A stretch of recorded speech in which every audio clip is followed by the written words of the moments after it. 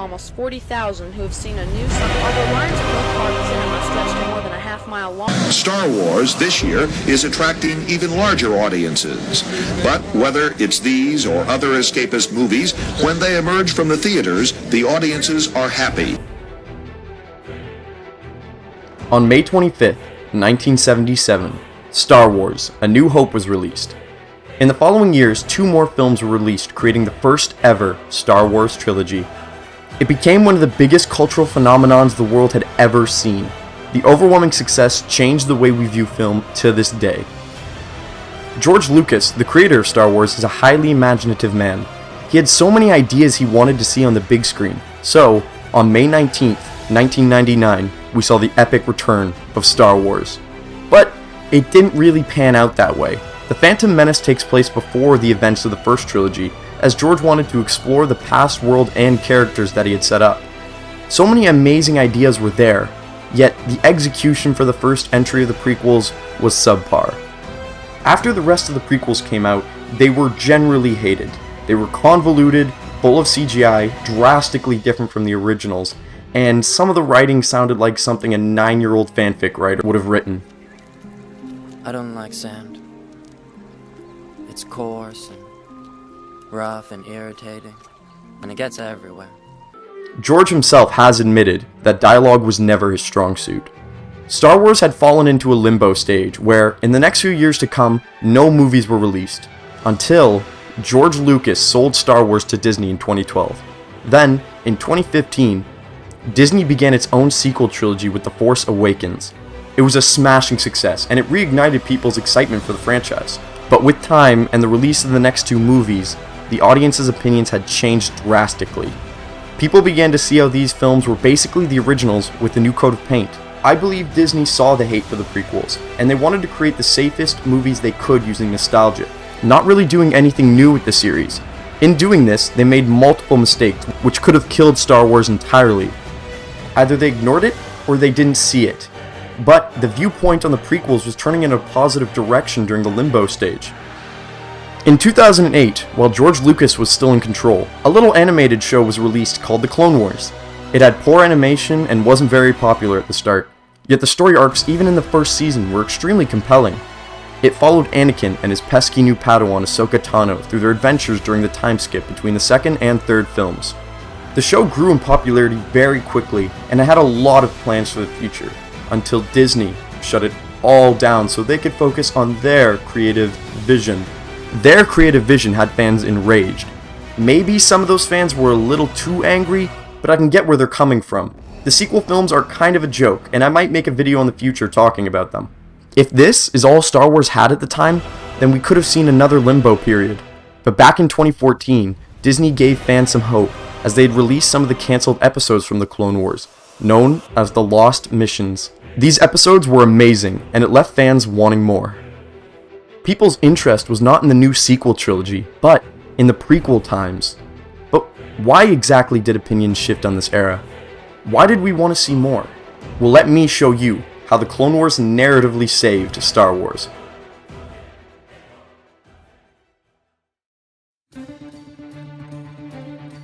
George Lucas had created a massive and complex galaxy in his head for the prequels, but he couldn't quite get it on paper.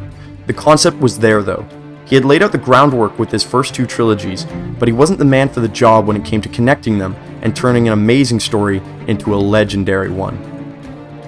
He then took on his own Padawan named Dave Filoni. Dave was a true fan of Star Wars, and George passed all of his visions down to him. With all of this, he went on to create the Clone Wars, which was planned to be a long-running series, allowing them to get more information across, making things less confusing. There's your first fix right there. The series focused heavily on Anakin, but there's so much content that a plethora of characters get huge developments. The show uses arcs, so we jump around from story to story all of the time.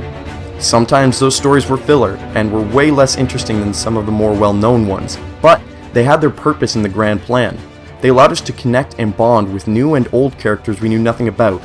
Like, if this show didn't exist, would I know and or care about characters like Plo Koon and Aayla Secura? Probably not. Now, bonding with a character doesn't usually work if the story sucks and the dialogue is trash. So that's why the Clone Wars took the time to improve their writing throughout the seasons. The banter and dialogue felt natural. Obi-Wan's and Anakin's dynamic was amazing. Also, one of the original characters from the Clone Wars, Ahsoka Tano, was written so well she's now a fan favorite.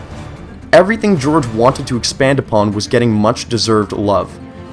Darth Maul, a really cool looking Sith with barely any dialogue, gets brought back and is turned into a thought-provoking, complex monster. We see the perspective of the men fighting the war, how the Galactic Republic actually works. We get treated with so much. The show is told in a variety of different ways. We see romance, mystery, gritty war stories, politics, the mystical way of the Force, the philosophy of the Sith. It's also different, yet connected perfectly. I can only describe some of the better written arcs as perfection. They'll keep you on your toes and fill you with excitement, but that's not the best part. My favorite part is how they actually make you think. It's not just mindless action. They'll challenge your perspective on what is actually right and wrong and who the good guys actually are. I love when stories of war become morally gray, because then you have to decide in your own head what you actually believe in.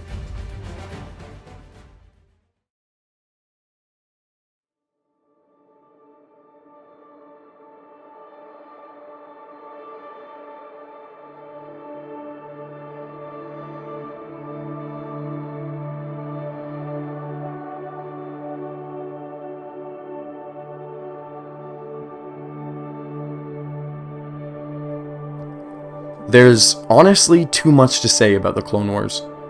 I'll definitely revisit it in the future to do a deeper dive of the actual show, but I want to cap off this narrative section by talking about the last season of the Clone Wars, Season 7. Finally brought back by Disney in 2020, the season to end so many running storylines that kids and adults alike have been invested in for years.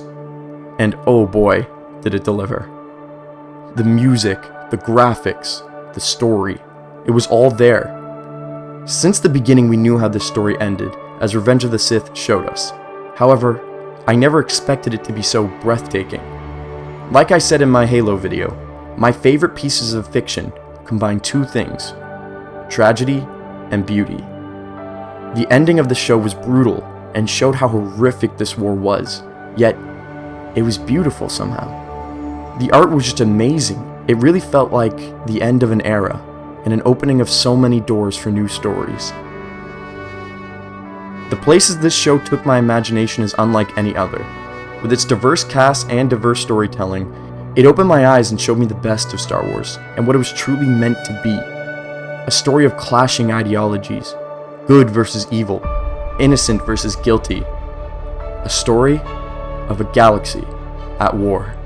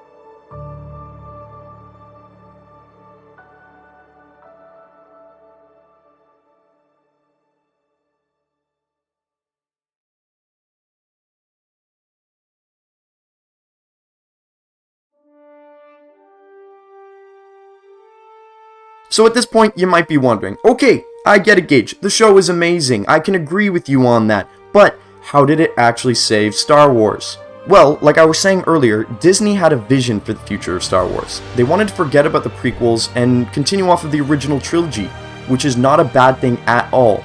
It's just the way they went about it that made it fail. Both the prequels and the sequels were received poorly after release, but for two different reasons. The sequels had good acting and crazy CGI, but it lacked creativity, while the prequels had horrible dialogue and cheesy moments, but it was full of potential. Once it was fully fleshed out, it became a lot of people's favorite part of Star Wars, including mine. Disney definitely noticed it eventually, and changed the course of their creative vision for the better. That shift in direction comes from the overwhelming success of the Clone Wars. If you don't believe me, then let's take a look at the Disney Plus Star Wars projects for a moment. Which are the biggest shows that come to mind besides Clone Wars? You're probably thinking of Bad Batch, Obi-Wan, Tales of the Jedi, Rebels, and I know for a fact you're thinking of The Mandalorian.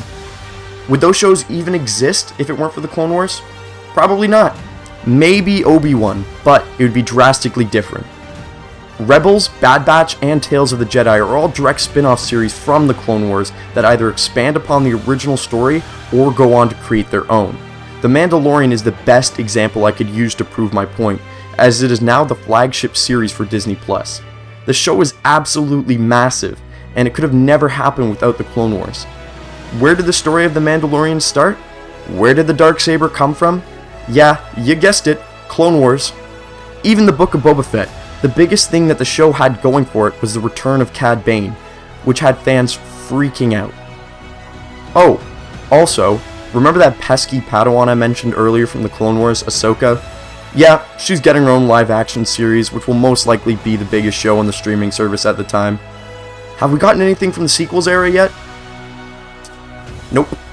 If all that isn't enough, guess who had a helping hand in all of these shows? Dave Filoni.